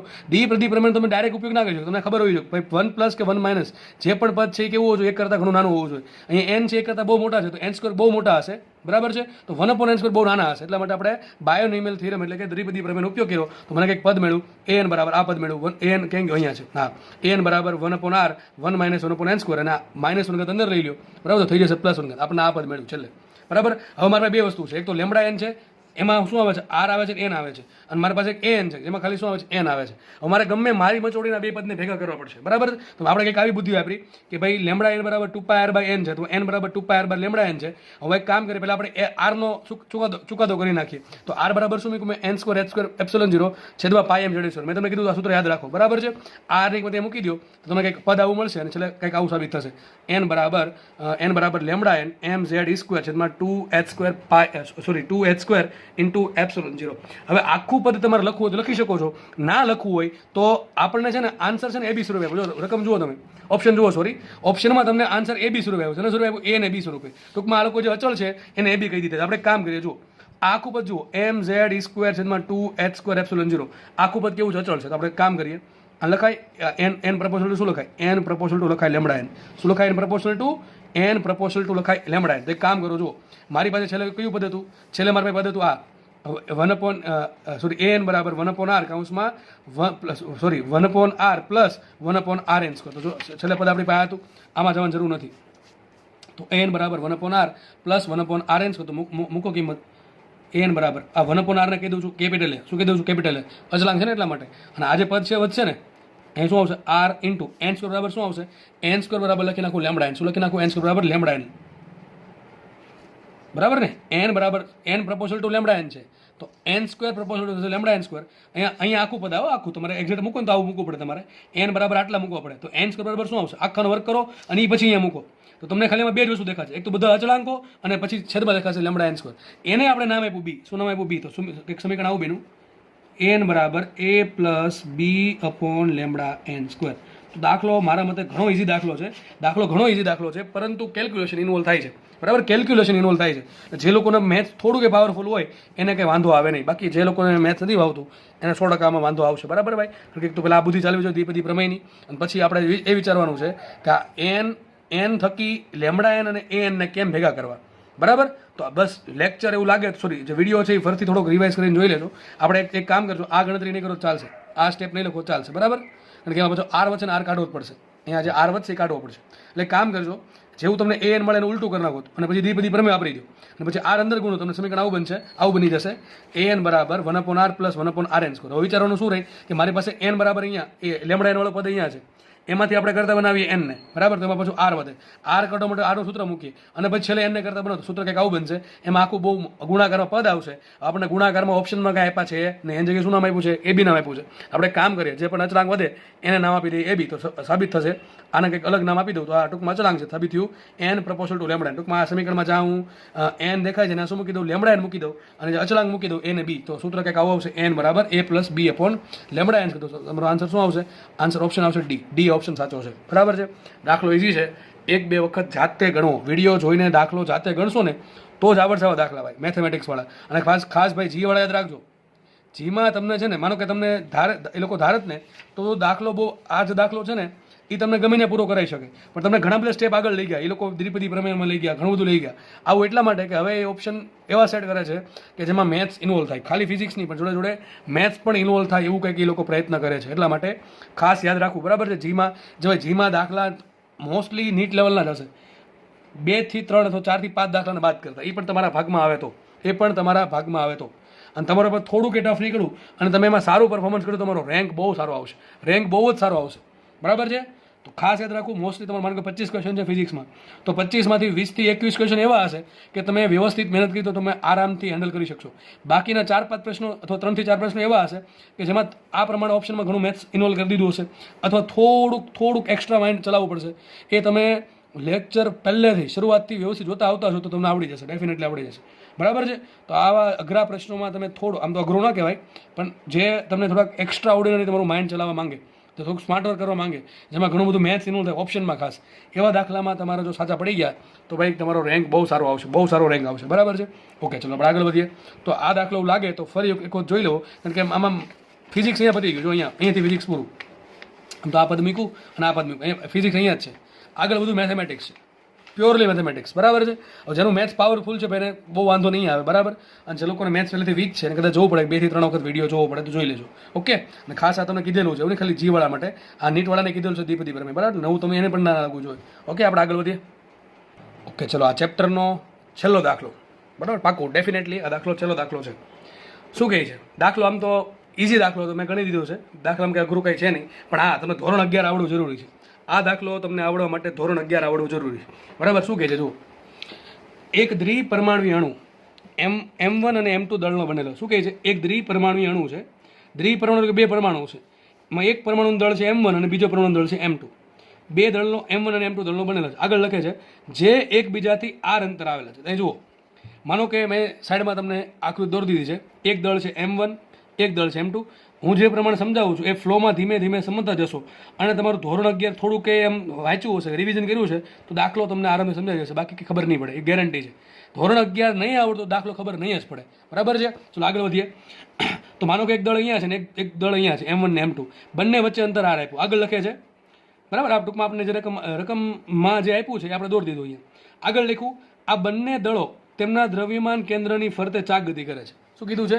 હવે આ બંને દ્રવ્યમાન કેન્દ્ર ક્યાં હોય? હવે મેં તમને કીધું ધોરણ 11 આવડવું જોઈએ. એમાં તમને મેં શીખવાડ્યું છે ધોરણ 11માં કે 2 દળ, એક દળ M1 છે ને એક દળ M2 છે, બંને વચ્ચે અંતર r છે. માનો કે એનું સેન્ટર ઓફ માસ અહીંયા છે. બરાબર છે. અને તમને ખબર છે ક્યાં હોય સેન્ટર ઓફ માસ? જે દળ વધારે હશે એની નજીક હશે. હવે સેન્ટર ઓફ માસ વાળું ચેપ્ટર ક્યારેય ભવિષ્યમાં અથવા ભૂતકાળમાં ક્યારેક રિવિઝન કર્યું હોય તો તરત યાદ આવે સૂત્ર શું આવે. હું સૂત્ર શીખવાડો બેસવો નથી, કારણ કે એ ચેપ્ટર તમને ઓલરેડી ભણાવી દીધું છે. સૂત્ર આટલું આવશે, R1નું M1 દળ છે એનું સેન્ટર ઓફ માસની અંદર આટલું આવશે, R1 બરાબર M2R ના છેદમાં M1 પ્લસ M2, અને R2 બરાબર આવશે M1 ના છેદમાં M1 પ્લસ M2. તમે તમારું ચેપ્ટર સેન્ટર ઓફ માસ ખોલશો ને એમાં લેવું પહેલા કે બીજા પેજમાં જ આ સાબિત કરી દીધું છે. આ બરાબર. આ તો એકદમ બેઝિક છે. તમને ઘણું ડિટેલ્સમાં આખું ચેપ્ટર ભણાવ્યું છે સેન્ટર ઓફ માસ. એટલે આ તો ભાઈ ફુદ્દું જેવું લાગવું જોઈએ. આ ક્યાંથી આવે? હવે માનો કે તમને અત્યારે આ લેવલ પર આવીને એવું લાગતું હોય કે સર સૂત્ર ક્યાંથી આવ્યા હશે, આ તો મને કંઈ ખબર નથી પડતી, તો મતલબ માનવું કે આપણી મહેનતમાં કંઈ લેવાનું જ નથી, આપણી મહેનતમાં દમ નથી, તો આપણે મોટા મોટા સપના જોવાના બંધ કરી દેવા જોઈએ પહેલી વાત. અથવા તો સપના બરકરાર રાખવા હોય તો તૈયારી કરવી પડે, રિવિઝન કરવું પડે. બરાબર છે. એટલે ખાસ આ ક્યાંથી એવું તમને ખબર હોવી જોઈએ. પહેલા કે બીજા પેજમાં તમે જોઈ લેજો. બરાબર. તમારા ચોપડામાં આ લખેલું હશે કે આ સૂત્ર ક્યાંથી આવે છે. બરાબર છે. આપણે તો બહુ ડિટેલમાં ગયા છે, આ તો કંઈ ના કહેવાય. આ તો જે ભણાવ્યું છે ને એનો 0.5% નથી. આ જે ભણાવ્યું છે તમને જે ચેપ્ટર જે હદે ભણાવ્યું છે જે ડિટેલ્સમાં ભણાવ્યું છે એનું 0.5%, હું તો 0.1% નથી. એનાથી ઘણા આપણે ડિટેલમાં આગળ ગયા છીએ. આ તો સૂત્ર કાંઈ કહેવાય નહીં. બરાબર. તો મને ખબર પડી ગઈ કે માનો કે M1 દળ અહીંયા છે ને M2 દળ અહીંયા છે, બંને વચ્ચે અંતર R છે અને એનું સેન્ટર ઓફ માસ અહીંયા છે. સેન્ટર ઓફ માસમાં M1 દળનું સેન્ટર ઓફ માસથી અંતર R1 છે અને M2 દળનું સેન્ટર ઓફ માસથી અંતર R2 છે. તો R1 બરાબર આવશે M2R છેદમાં M1 પ્લસ M2 અને R2 બરાબર આવશે M1R છેદમાં M1 પ્લસ M2. સર હવે ખબર ક્યાં પડે? અહીંથી ખબર પડે. આ બંને દળો તેમના દ્રવ્યમાન કેન્દ્રની ફરતા ફરે છે, ચાક ગતિ કરે. શું કરે? ચાક ગતિ. હવે ચાક ગતિ કરે, કંઈ વાંધો નહીં, આગળ વધીએ આપણે. તો ક્વેશ્ચન શું છે? બોરના કોણીય વેગમાનના સંરક્ષણના નિયમનો ઉપયોગ કરીને. આ શું કહે છે? બોરનો કોણીય વેગમાનનો સંરક્ષણ નિયમ શું થાય? અરે ભાઈ L બરાબર NH/2π. શું કહે છે? L બરાબર NH/2π નો ઉપયોગ કરો તો શું કહે છે? n મુખ્ય ક્વોન્ટમ આંક માટે તંત્રની કુલ ઉર્જા ગણો. ચલો, તમારે ઉર્જા શોધવાની છે. હવે રકમમાં ચોખ્ખું કીધું છે કે આ બે દળ છે, એક M1 ને એક M2. બંને શું કરે? ચાક ગતિ કરે છે. કોની આસપાસ? દ્રવ્યમાન કેન્દ્રની આસપાસ. M1 નું અંતર કેટલું? R1. M2 નું અંતર કેટલું? R2. ચાક ગતિ કરતા હોય તો ચાક ગતિ કરતા પદાર્થ પાસે કઈ ઉર્જા હોય? ચાક ગતિ ઉર્જા હોય. કઈ ઉર્જા હોય? ચાક ગતિ ઉર્જા. સૂત્ર શું આવે? નથી આવડતું. આ તો આવડે ને, હાફ mv². હવે મેં કીધું ધોરણ 11 આવશે દાખલો. હવે આમ તો 50 થી 60% દાખલો ધોરણ 11 નો જ છે. બરાબર. આ પણ ધોરણ 11 નું આવ્યું. હજી આપણે ધોરણ 12 નું હું તમને કહીશ ક્યાં આવશે. બાકી ધોરણ 12 નું લગભગ નાનકડું સ્ટેપ આવશે. કયું? L બરાબર NH/2π. બાકી બધી જ વસ્તુ આપણે ધોરણ 11 ની લેવાની છે. બરાબર. તો એ યાદ હોય તો ભાઈ ઇઝી લાગશે, એ યાદ નહીં હોય તો અઘરું લાગશે. બરાબર છે. તો સિમ્પલ આપણે ખબર છે ચાક ગતિ ઉર્જા કેટલી સૂત્ર આવે? Half mv². M બરાબર મૂકો આપણે I ને V બરાબર મૂકો આપણે ઓમેગા. તમને મેં કીધું હતું જે રેખીય ગતિમાં દળ ભાગ ભજવે એ ચાક ગતિમાં કોણ ભરવે? જડત્વની ચાક માત્રા. દળની જડત્વની ચાક માત્રા. અને જે વેગ છે રેખીય વેગ એનો ભાગ કોણ ભજવે? ઓમેગા ભજવે. બરાબર. તો આપણે ચાક ગતિ ઉર્જા ટૂંકમાં આ શોધવાનું છે, હાફ I ઓમેગા². હવે E બરાબર હાફ I ઓમેગા²નો બે સ્ટેપ આવે. એક તો I આવે ને એક ઓમેગા આવે. મારે કોઈ બી રીતે મારી મચોડીને I શોધવું પડે અને ઓમેગા શોધવું પડે. કારણ કે મને રકમમાં ક્યાંય પણ I નથી આપ્યું, રકમમાં ક્યાંય પણ ઓમેગા નથી આપ્યું. એટલે મારા રકમમાં જે વસ્તુ આપી છે, મને રકમમાં કેટલી વસ્તુ આપી? તો M1 આપ્યું, એક M2 આપ્યું, એક અંત R આપ્યું છે ને એક N આપ્યું. આ 4 વસ્તુ આપી છે. તો મારો જવાબ માત્ર ને માત્ર 4 માં જોવો જોઈએ. તો આ ચાલે નહીં. તો કામ કર્યા પહેલા આપણે I ને કાઢવું પડે. હવે I શું છે? જડત્વની ચાક માત્રા. યાદ કરો સૂત્ર શું હતું? કે માનો કે તમારી પાસે કોઈ દળ છે, M દળ છે અને આ એક એક્સિસ છે. બરાબર છે. આ દળનું એક્સિસથી અંતર R હોય તો જડત્વની ચાક માત્રા શું આવે? mr². હવે આ ક્યાંથી યાદ આવે? જ્યારે તમે જડત્વની ચાક માત્રા, ચાક ગતિ વ્યવસ્થિત ભણ્યા હોય તો જ આ યાદ આવે. હજી કહું છું, રિવિઝન કરવું તો યુટ્યુબમાં વિડીયો પડેલા છે, અથવા તમે જે ચોપડો બનાવ્યો એને યાદ કરવું. બરાબર છે. તો મારી પાસે બે દળ છે, એક M1 છે ને એક M2 છે. M1 દળની સેન્ટર ઓફ માસની અનુલક્ષીને જડત્વની ચાક માત્રા શું આવે? M1R1². M2 ઓકે ચલો. અને જે M2 દળ છે એ M2 દળનું સેન્ટર ઓફ માસથી અંતર R2 છે. કારણ કે બંને ક્યાં ફરે છે? આ સેન્ટર ઓફ માસમાંથી પદાર્થથી અક્ષ લખ્યું છે ને, આ બંને દળો તેમના દ્રવ્યમાન કેન્દ્રની ફરતે ચાક ગતિ કરે છે. તો આપણી એક્સિસ અહીંયા છે. તો M1 ની આ એક્સિસ સાપેક્ષે જડત્વની ચાક માત્રા આવશે M1R1² અને M2 દળની આની સાપેક્ષે આ એક્સિસ સાપેક્ષે જડત્વની ચાક માત્રા આવશે M2R2². તો મને કુલ જડત્વની ચાક માત્રા કેટલી મળશે? M1R1² plus M2R2². ચલો આપણે એક વસ્તુ સોલ્વ થઈ ગઈ. મને I મળી ગયું. બરાબર. I શું મળ્યું? M1R1² plus M2R2². પણ એમાં જુઓ રકમમાં તમને M1 આપ્યું, હા M1 આપ્યું છે, M2 આપ્યું, હા M2 આપ્યું છે. તમને રકમમાં R1 આપ્યું છે, નથી આપ્યું. એટલા માટે મેં R1 શોધું R સ્વરૂપે. સમજો, મને રકમમાં શું આપ્યું? M1 M2 ને R. તો તમારે R1 નો આન્સર તમારે M1 M2 ને R સ્વરૂપે લાવવો પડે. ભાઈ અહીંયા જે દરેક સ્ટેપ લખ્યું છે એનું કંઈક ને કંઈક કારણ છે. દાખલો હું કહું ત્યાં સુધી ઘણો ઇઝી છે. દાખલો ઘણો ઇઝી છે જો તમને ધોરણ 11ના ચેપ્ટર આવડતા હશે તો. બરાબર છે. જે સમજાવું છું ખાસ સમજો. તમને રકમમાં M1 M2 ને R આપ્યા છે. હવે તમે I ની કિંમત મૂકી દો M1R1² પ્લસ M2R2². પણ તમારો જવાબ નહીં આવે. ઓપ્શનમાં જે આન્સર છે એ નહીં આવે. કારણ શું છે? તમે R1 R2 તમારે ધાર્યા છે એટલે આપણે R1 R2 કાઢવા પડે. તો R1 R2 આપણે અહીંથી મેળવ કે ભાઈ M1 દળ અને M2 દળનું બે વચ્ચે અંતર R હોય અને સેન્ટર ઓફ માસ અહીંયા હોય તો M1 દળનું સેન્ટર ઓફ માસથી અંતર R1 નું સૂત્ર શું આવે અને M2 દળનું સેન્ટર ઓફ માસથી સૂત્ર શું આવે? R2. તો આપણે R1 R2 મળી ગયા. R1 અને R2 ની કિંમત કેટલી છે? M2R છેદમાં M1 પ્લસ M2 અને R2 ની કિંમત છે M1R છેદમાં M1 પ્લસ M2. આપણે રકમ M1 M2 R બધું આપેલ. ટૂંકમાં આપણે બરોબર. ચલો આપણે જડત્વની ચાક માત્રા આખી મળી ગઈ. I બરાબર M1R1² પ્લસ M2R2². આખું પદ મને મળી ગયું. હવે કહેવાય બાકી શું રહ્યું? ઓમેગા. ચલો ઓમેગા ક્યાંથી મળશે વિચારો. રકમમાં એક વાત કરી છે કોણીય વેગમાનની. તો ઓમેગા અને કોણીય વેગમાનને કંઈ લેવા દેવા છે? હા સાહેબ લેવા દેવા છે. તમે આવું ભણ્યા હતા P બરાબર MV. યાદ કરો, વેગ રેખીય વેગમાન બરાબર દળ ગુણ્યા વેગ. તો એવું જ તમને ભણાવ્યું હતું. મેં તમને કીધું હતું તમને જો આ યાદ રહેશે ને તો આ યાદ રહી જશે. બરાબર છે. તો મને એમ કહ્યું કોણીય વેગમાન સૂત્ર શું આવે? તો P છે એ રેખીય વેગમાન છે, L છે કોણીય વેગમાન છે, દળ છે એની જગ્યાએ શું આવશે? જડત્વની ચાક માત્રા. V જગ્યાએ શું આવશે? ઓમેગા આવશે. સૂત્ર શું બન્યું? L બરાબર I ઓમેગા. મારે એક કામ કરીએ, ઓમેગા રાખવાનું છે કાઢવાનું છે કારણ શું રકમમાં ઓમેગા આપ્યો છે નહીં. હા માનો કે તમને રકમમાં ઓમેગા આપી દે તો દાખલો તમારે પૂરો થઈ ગયો. I1 ની કિંમત મૂકો, R1 R2 ની કિંમત મૂકી દો, ઓમેગા એમને રાખો, તમારો આન્સર આવી ગયો. બરાબર, તો આન્સર તમારો આવી ગયો. ટૂંકમાં એટલો દાખલો તમને ધોરણ 11માં પૂછી શકે. એટલો દાખલો તમને ધોરણ 11માં પૂછી શકે. બરાબર કે નહીં? રકમમાં ઓમેગા આપવું પડે. માનો કે રકમમાં ઓમેગા નથી આપ્યું, બરાબર નથી આપ્યું અત્યારે, તો આપણે ઓમેગા કાઢવું પડે.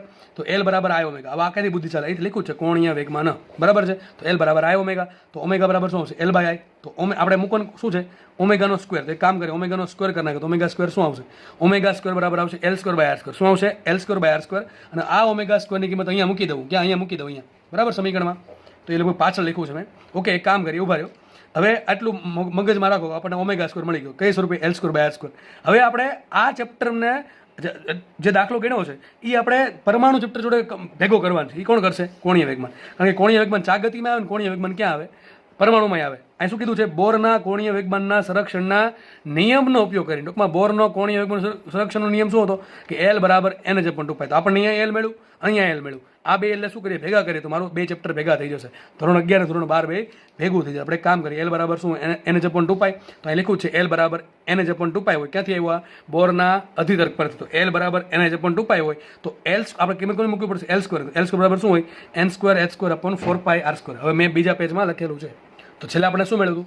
L સ્ક્વેરની કિંમત મળી ગઈ અને ઓમેગા સ્ક્વેરની કિંમત આપણે જે છે મેન શોધવાનું શું છે? એ શોધવાનું છે. આમાં કિંમત મૂકે. ચલો સૂત્ર મૂક્યું મેં. E બરાબર હાફ I ઓમેગા સ્ક્વેર. બરાબર છે.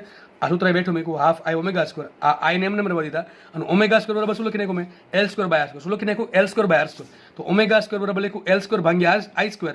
તો અહીંયા I છે, નીચે I સ્ક્વેર, તો નીચે I વધે. તો સૂત્ર શું આવી ગયું? અરે ભાઈ, ગતિ ઉર્જા, ચાક ગતિ ઉર્જા બરાબર L square by 2I. Sir આવું ભણાવ્યું છે? અરે ભણાવ્યું છે દોસ્ત. ગતિ ઉર્જા સૂત્ર શું હોય ગતિ ઉર્જાનું? P²/2. યાદ છે કે નહીં? તો એ તો છે. આ ભાઈ પીનું સ્થાન કોણ લઈ લે? L લઈ લે. એમનું સ્થાન લઈ લે I લઈ લે. બરાબર કે નહીં? તો જો એ જ વસ્તુ છે, પણ રિવિઝન કર્યું હોય તો લાગશે કે આવડે છે, બાકી બધું ઉપરથી જાય એવું જ લાગશે. બરાબર છે. તો કુલ ઉર્જા આપણને મળી L²/2. ચલો L તમને આપ્યા છે. આ સાહેબ આપ્યા છે. L બરાબર શું હતું? L બરાબર હતું, લખી દઉં છું અહીંયા, N/2π. અથવા લખ્યું છે અહીંયા L બરાબર હતું N/2π. તો L² બરાબર શું હતું? N²H²/4π². શું હતું? L² બરાબર N²H²/4π². તો મૂકી આપણે કિંમત. L² ની જગ્યાએ શું મૂક્યું મેં? N²H²/4π². અને વધ્યું શું? I બરાબર. અને જો L² ની કિંમત મૂકી N²H²/4π². આ બે એમને રાખ્યા. અને I બરાબર શું હતું? આપણે મેન સૂત્ર I બરાબર હતું M1R1² + M2R2². તો I બરાબર મૂકી દીધા M1R1² + M2R2². હજી આપણો જવાબ આવ્યો કહેવાય નહીં, કારણ કે આપણી પાસે રકમમાં શું છે? આપણે જે ગતિ શોધવાનું છે ઉર્જા એનર્જી, એમાં R1 R2 આવતો. આપણે R1 R2 કાઢો. આપણે કાંઈ નહીં, આપણે કામ કરીએ. મારા પાસે સૂત્ર શું છે? I નું M1R1² + M2R2². તમે અહીં લખી નાખ્યું છે I બરાબર M1R1² + M2R2². હવે R1 નું સૂત્ર આપણને ઓલરેડી ખબર છે. R1 બરાબર આટલા છે, R2 બરાબર આટલા. મેં લખી નાખ્યા R1 આટલા, R2 આટલા. હવે કરવાનું શું તમારે? અહીંયા જે R1² છે ને એની જગ્યાએ મૂકી દેવાનું. આખું પદ અહીંયા આવી જશે. બરાબર, M1R1² આ સ્વરૂપે. અને પ્લસ કરી દેવાના, M2 કરી દો. R2² છે એની જગ્યાએ આટલું બધું મૂકી દો. એનો વર્ક કરીને આખું પદ તમારે આવી જાય. સાદું રૂપ આપશો. જો અહીંથી કોમન શું આવે? નીચે છેદમાં કોમન આવશે M1 + M2² કોમન આવશે. ઉપરથી જો R² બેમાંથી કોમન આવશે. અહીંયા M1 છે, અહીંયા M1 નો સ્ક્વેર છે, તો બેમાંથી કોમન M1 આવશે. અહીંયા M2² છે, અહીંયા M2 કોમન આવે. તો ટૂંકમાં બધામાંથી કોમન શું આવશે? M1 M2 R² છેદમાં M1 + M2² કોમન આવશે. અહીંયા કાઉન્સમાં શું વધે? અહીંયા વધશે M2, અહીંયા વધશે M1. બરાબર છે. ઉપર M2 + M1, અહીંયા છે M1 + M2 નાખવાનું વર્ત. તો હજી એક ખાત ઉડી જશે, તમારું સૂત્ર છેલ્લે આવી જશે I બરાબર આવશે M1 M2 છેદમાં M1 + M2 R². આખી વસ્તુ આપણને I મળી ગયો. એ જસ્ટ ખાલી કિંમત આપણે મૂકવાની છે. બરાબર, I ની કિંમત છે ને, I ની કિંમત I બરાબર છે, એના બરાબર એટલા મૂકી દો. બરાબર, તો સૂત્ર તમારું છેલ્લે આવી જશે. આવું તમને મળશે. E બરાબર N²H²/8π² છેદમાં M1 M2 + M2 છેદમાં M1 M2 R². બરાબર, આ તમારો જવાબ. જો રકમમાં તમને શું આપ્યું? 4 વસ્તુ આપી હતી, M1 M2 R ને N. તો તમે જો N છે, M1 છે, M2 છે ને R છે. એ સિવાય કોઈ વસ્તુ છે નહીં. ઘણા કે છે H તો છે, H અચળ હોય, 8 અચળ, π² અચળ, બાકી બધું છે જ. બરાબર છે.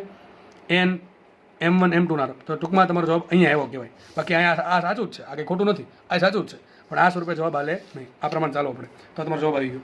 એક નાનકડી વસ્તુ શીખવાડી દઉં, યાદ રાખો, ભવિષ્યમાં બહુ કામ આવશે. માનો કે બહુ કામ લાગશે, યાદ રાખજો. માનો કે તમારી પાસે બે દળ છે, એક M1 છે ને એક M2 છે. બરાબર છે. વચ્ચે કંઈક એનું CM છે અને બંને શું કરે છે? સેન્ટર ઓફ માસની અનુલક્ષીને ફરે છે. બરાબર, આ એક્સિસ અહીંથી છે, એક્સિસ આ પ્રમાણે છે, સેન્ટર ઓફ માસને અનુલક્ષીને ફરે છે. બંને વચ્ચે અંતર R છે. હવે એક કામ કરવાનું, હું આખી ગણતરી કરી મને સાબિત છેલ્લે શું થયું કે જડત્વની ચાક માત્રા કેટલી હોય? M1 R1² + M2 R2². અથવા કેટલી હોય? M1 M2 છેદમાં M1 + M2 × R². બરાબર છે. તો જુઓ, આ દળ જ છે. શું છે? આ દળ છે. જો m1 m2 છેદમાં m1 પ્લસ m2. વિચારો એનો એકમ શું આવશે? કિલોગ્રામ ઇન્ટુ કિલોગ્રામ, એટલે કિલોગ્રામનો સ્ક્વેર છેદમાં કિલોગ્રામ પ્લસ કિલોગ્રામ. કિલોગ્રામ આનું શું એકમ છે? કિલોગ્રામ છે. આને કહેવાય રિડ્યુસ્ડ માસ. શું કહેવાય? રિડ્યુસ્ડ માસ. બહુ ડિટેલમાં નથી લઈ જવા તમને, બરાબર, પણ એટલું યાદ રાખી લો કે આ ટાઈપનું જે દળ અલગ અલગ હતું એને હું એક સિંગલ દળ તરીકે લઈ શકું. આ બે દળ અલગ અલગ છે, m1 ને m2, બરાબર છે. બંને વચ્ચે અંતર r છે. એનું સેન્ટર ઓફ માસ ધારો કે આનું અંતર r1 છે, આનું અંતર r2 છે, અને મારે આ બેની જડત્વ જાક માત્ર શોધી તો તમે શું કરશો? આ મૂકશો m1 r1 square plus m2 r2 square. પછી તમે r1 સૂત્ર મૂકશો, આ r2 સૂત્ર મૂકશો, આ આટલું બધું કરીને છેલ્લે સાબિત તો આ થયું. તો હું તમને એમ કહું છું, જ્યારે આ ટાઈપનો કેસ હોય તો એને ફેરવી નાખવાનો બીજા કેસમાં. શું કરવાનું? જો m1 m2 દળ છે ને, એની જગ્યાએ હું દળ કેટલું લઈ લઉં? બેનો ગુણાકાર છેદમાં સરવાળો. કેટલું દળ લઈ લેવાનું? બેનું ભેગું દળ m1 m2 છેદમાં m1 પ્લસ m2. આ જે પદ મળ્યું ને, આ પદ એને દળ જ કહેવાય. શું કહેવાય? દળ. પણ કેવું દળ કહેવાય? રિડ્યુસ માસ, બરાબર છે. આની કિંમત m1 m2 છેદમાં m1 પ્લસ m2 ની કિંમત હંમેશા m1 કરતાં ઓછી હશે ને m2 કરતાં ઓછી. તમે એવું લાગે એક્ઝામ્પલ લઈ લો, એક 3 કિલોગ્રામ અને એક 5 કિલોગ્રામ. તો આની વેલ્યુ 3 કિલોગ્રામ છે, આની 5 કિલોગ્રામ. તમારે આની વેલ્યુ શોધવી. 3 ગુણ્યા 5 15, 15 ભાગ્યા 8. ઓલવેઝ આની કિંમત કેટલી આવશે? 3 કરતાં ઓછી જ આવશે. એટલા માટે નામ આપ્યું રિડ્યુસ. રિડ્યુસ એટલે ઘટેલું માસ, બરાબર છે. તો યાદ રાખજો, બે દળ ભેગા કરી દેવાના અને બેનું સમતુલ્ય દળ કેટલું આવશે? m1 અને m2 બંને વચ્ચે અંતર r છે, તો બેનું સમતુલ્ય દળ આવશે m1 m2 છેદમાં m1 પ્લસ m2. અને આ જે દળ મળ્યું ને એને તમારે સેન્ટર ઓફ માસથી r અંતરે મૂકી દેવાનું. કેમ અંતર મૂકી દેવાનું? r અંતરે. ચલો, દળ કેટલું છે? m1 m2 છેદમાં m1 પ્લસ m2. એનું સેન્ટર ઓફ માસથી જતા શું હોય? mr square. તો મૂકી સૂત્ર શું આવ્યું? m into r square. આવી ગયું? જો mr સ્ક્વેર દેખાય છે, mr સ્ક્વેર. જો તમને ડાયરેક્ટલી આ યાદ હોય ને તો આ સ્ટેપ લખવાની જરૂર નથી, અને બીજું આ સ્ટેપ લખવાની જરૂર નથી, અને આ સ્ટેપ પણ લખવાની જરૂર છે નહીં. તો કરવું શું પડે? ખાલી આપણે ઓમેગા કાઢવો છે તો l બરાબર i ઓમેગા, ઓમેગા બરાબર l by i, omega square બરાબર l square by i square. સૂત્ર ડાયરેક્ટલી શું આવી ગયું? l square by 2i. અથવા તમે ડાયરેક્ટલી આમ લખી શકો, k બરાબર p સ્ક્વેર બાય 2m હોય તો e બરાબર શું હોય? l square by 2i. l બરાબર શું મૂકી દેવાનું? દાખલો છે ને આટલા પેજમાં થઈ જાય. આ તમને ડાયરેક્ટ યાદ હોય ને તો l બરાબર શું હોય? એને જે પણ 2π મૂકી દો. l બરાબર એને જે પણ 2π મૂકી દો. i બરાબર શું મૂકી દો? આ રિડ્યુસ માસ વાળું સૂત્ર સીધું, બરાબર યાદ હોય તો દાખલો એટલા સ્ટેપમાં પૂરો. કંઈ દાખલામાં માથાકૂટ કરવાની જરૂર નથી. પણ મેં તમને સાબિત કરાવ્યું. યાદ રાખજો, આ ટાઈપનો કોન્સેપ્ટ કે બે દળ અલગ અલગ છે, એનું સેન્ટર ઓફ માસ વચ્ચે છે અને બંને વચ્ચે અંતર r છે. તો મારા બેન જડત્વનો ચાક માત્ર શોધવું. શું કરવાનું? બે દળનું રિડ્યુસ માસ લઈ લેવાનું. શું લઈ લેવાનું? રિડ્યુસ માસ. રિડ્યુસ માસ શું કરવાનું? ઉપર ગુણાકાર નીચે સરવાળો. તો m1 m2 છેદમાં m1 પ્લસ m2. આ રિડ્યુસ માસ મળી ગયું. એને શું કરવાનું? સેન્ટર ઓફ માસથી આ બે વચ્ચે જેટલું અંતર, કેટલું અંતર છે? r અંતર. તો એકલા દળને સેન્ટર ઓફ માસથી r અંતરે મૂકી દેવાનું. શું મૂકી દેવાનું? r અંતર. ચલો, સૂત્ર શું આવશે? mr square. મળી ગયું જડત્વનો ચાક માત્ર. આ જડત્વનો ચાક માત્ર સીધી મૂકી દો તો દાખલો બેઠો આન્સર આવી જશે, બરાબર છે. દાખલો મારા મતે ઘણો ઇઝી છે. ધોરણ 11 યાદ હશે તો ને તો જ, બાકી નહીં. તો અહીંયા આપણે આ ચેપ્ટરને એકદમ પૂર્ણ વિરામ આપીએ છીએ. મારા તરફથી આમ તો 100% નહીં પણ 200% પ્રયત્ન પૂરા થઈ ગયા. તમારા તરફથી જે પણ કંઈ ઘટતું હોય એ તમારા જાતે હવે કરવાનું છે, બરાબર. દાખલાની પ્રેક્ટિસ ને રિવિઝન. ઓકે, ચલો, ધન્યવાદ. જય હિન્દ.